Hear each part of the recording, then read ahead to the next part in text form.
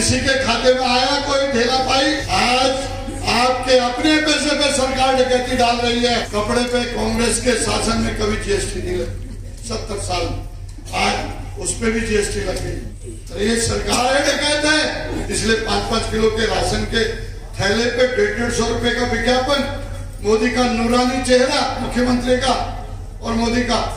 आज न सरकार के पास पैसा, न दुकानदार के पास पैसा, न जनता के पास पैसा। इस बार तो मार मार के भेजा गया हूँ। आना नहीं चाहता था, मैं चाहता था विक्रम रावत यहाँ से, लेकिन मुझे मार मार के भेजा गया। लेकिन सर्ट मेरी जन्मभूमि है, मैं यहाँ से पला बड़ा हूँ और आज तक जो भी हूँ सर्ट की वजह से हूँ। सर्ट ने मुझे पैदा किया है, पाला है, पोसा है। कि सर्ट का विकास चाहते हो तो कांग्रेस को वोट दो, हाथ के निशान का बटन दबाओ। पहले तो मैं रंगरूट था, तो सीखा था, सीखने में टाइम लगा था। आज जो रंजीत रावत आपके सामने खड़ा है वो एक मजबूत इरादे का आदमी है। मैं चीफ सेक्रेटरी को भी फोन करता हूँ तो तत्काल रिप्लाई आता है।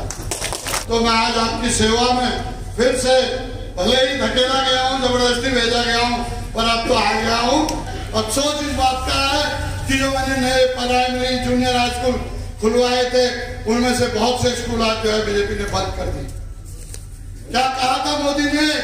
अच्छे दिन आएंगे, 15-15 लाख सबके खाते में आएंगे, 2 करोड़ बेरोजगारों को हर साल रोजगार मिलेगा, किसानों की इनकम दुगनी हो जाएगी, किसानों का कर्ज माफ करेंगे, स्किल इंडिया और मेक इन इंडिया करेंगे, भारत को विश्व गुरु बनाएंगे, $5 ट्रिलियन की इकोनॉमी बनाएंगे, चीन को लाल आंख दिखाएंगे, पाकिस्तान को दुनिया के नक्शे से गायब कर देंगे और सरहद पर एक सर कटेगा तो 100 सर लाएंगे।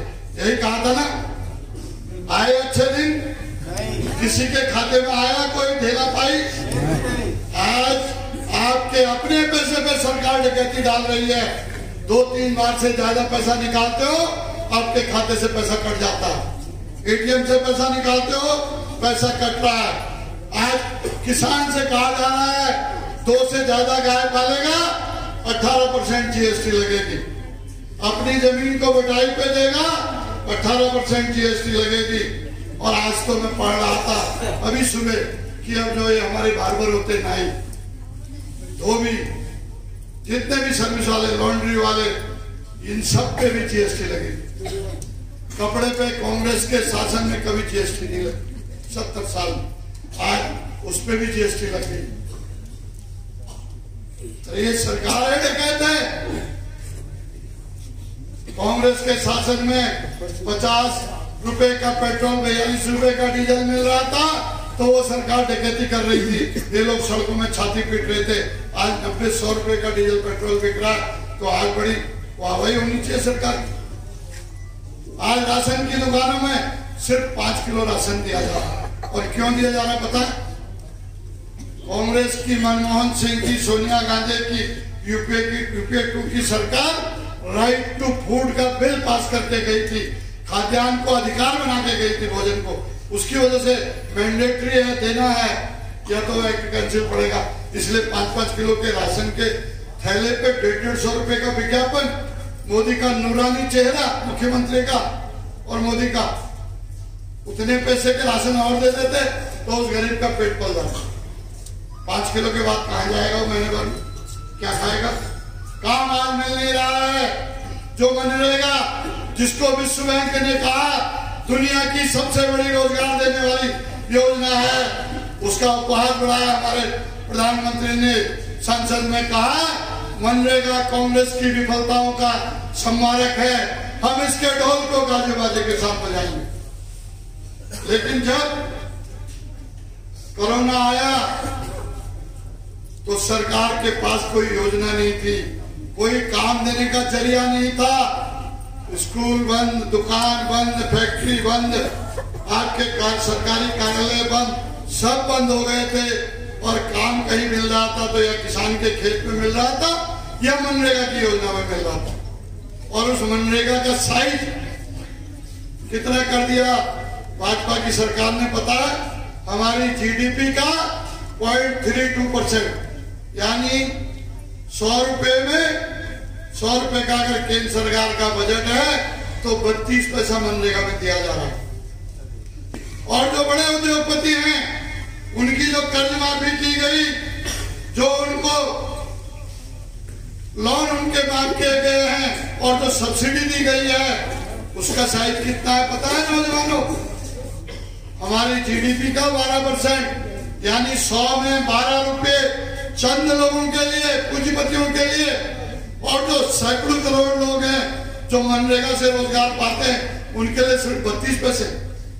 ये फर्क है कांग्रेस में और बीजेपी में, और 10 सालों में शर्ट भी महसूस कर रहा है। मेरे के शर्ट के लोग मिलते हैं जगह जगह, शादियों में, बरातों में, दूसरी जगह, वो कहते हैं साहब शर्ट आ दो। और मैंने कहा सरकार तो है भाई, प्रदेश में भी, देश में भी, विधायक भी है, आपका चुना हुआ सांसद भी है। आज की व्यवस्था ठीक हो, आपकी रोडें ठीक हो, आपकी बिजली ठीक हो, आपका पानी ठीक से आए, आपके लिए नई नई विकास की योजनाएं आए, तो मैं अपनी सेवा देने के लिए आपके बीच आया। इस बार तो मार मार के भेजा गया हूँ, आना नहीं चाहता था। मैं चाहता था विक्रम रावत यहाँ से, लेकिन मुझे मार मार के भेजा गया, अनिच्छा से भेजा गया। लेकिन शर्ट मेरी जन्मभूमि है, मैं यहाँ से पला बड़ा हूँ और आज तक जो भी हूँ शर्ट की वजह से हूँ।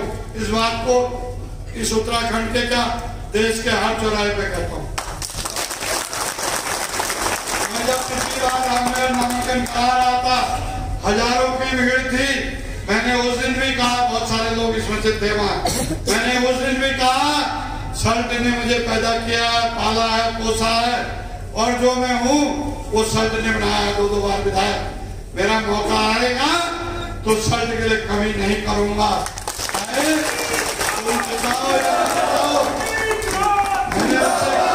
मैंने कहा था रामनगर वालों से, कल को ये मत कहना तुम विधायक हमारे हो, काम वहां भी करा रहे हो। और उसके बाद जब मुझे सरकार में बैठने का मौका मिला तो मैंने इंजीनियरिंग कॉलेज भी स्वीकृत कराया, मैंने मानला पंप पेयजल योजना में भी पैसा डाला, मैंने कोटेश्वर में भी पैसा डाला, मैंने सड़कों के काम को भी आगे बढ़ाने का काम किया। आपके लिए तमाम योजनाएं जो मैं रेप्टाइल पार्क, कृषि विज्ञान के दूसरी चीजें कह रहा था वो सब उसी समय किए। आपका चाहे कला संस्कार डिग्री कॉलेज हो या दूसरी चीजें हो, सब उस समय की।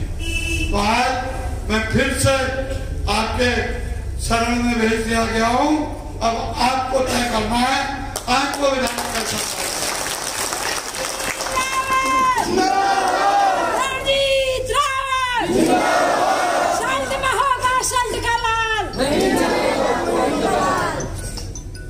तो आपको आज से लग जाना है और माहौल को बनाना है कि शल्ट का विकास चाहते हो तो कांग्रेस को वोट दो, हाथ के निशान का बटन दबाओ।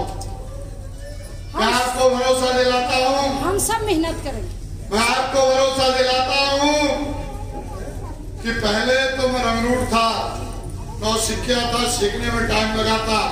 आज जो रणजीत रावत आपके सामने खड़ा है वो एक मजबूत इरादे का आदमी है और इतना अनुभव उसके पास है और इतनी हाम उसकी सरकारी मशीनरी में है। आज भी चीफ सेक्रेटरी को भी फोन करता हूं तो तत्काल रिप्लाई आता है। ब्यूरोक्रेसी से कैसे काम कराया जाता है ये जानता हूं। आपको विश्वास दिलाता हूं कि आप मुझे चुनोगे, उसके बाद आप डीएम, एसडीएम या किसी भी अधिकार के बाद जाओगे, कहोगे मैं सर से आया हूं, तो औरों से पहले आपको सुनेगा। सर से आया है, नहीं तो अभी फोन आने वाला होगा।